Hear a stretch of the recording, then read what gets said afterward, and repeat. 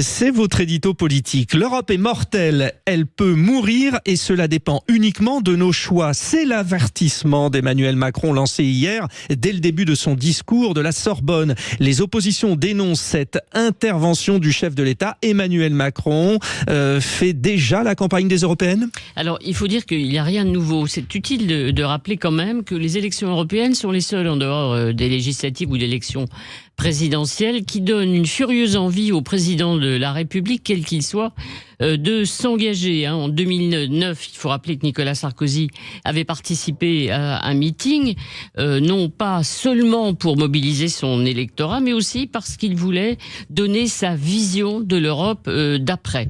Ça veut dire que le programme de la liste de la majorité, c'est le président qui l'écrit. Emmanuel Macron s'en souvient, lui aussi s'était engagé en 2019. Je ne peux pas rester spectateur parce que je suis un acteur, disait-il à l'époque, et que l'Union européenne est face à un risque existentiel. Alors vous voyez que la dramatisation d'hier n'est pas nouvelle non plus.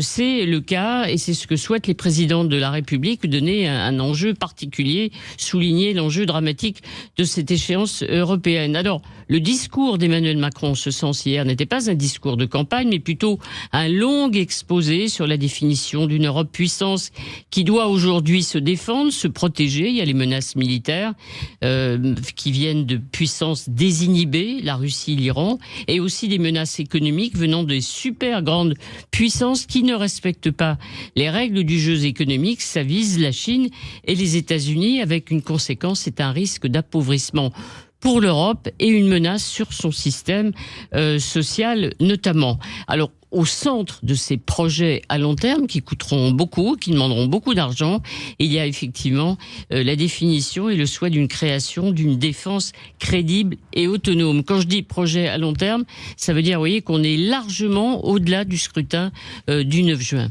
Arlette Chabot, est-ce qu'un discours d'1h50 peut convaincre les électeurs et réduire, rappelons-le, l'écart entre la liste de la majorité et celle de Jordan Bardella, Rassemblement National ? Alors évidemment, un discours ne suffit pas. En 2019, on sait qu'effectivement, l'engagement du président de la République avait redonné un petit peu d'air à la liste de la majorité de Nathalie Loiseau.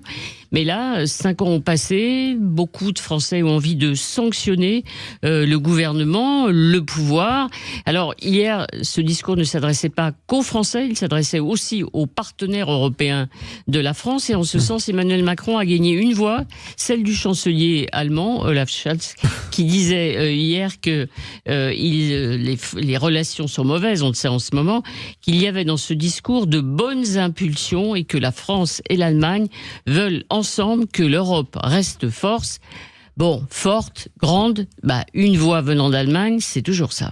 C'est toujours un plaisir de vous avoir, Arlette Chabot. En plus, vous nous faites les transitions parce que nous allons parler justement des projets franco-allemands dans le domaine militaire.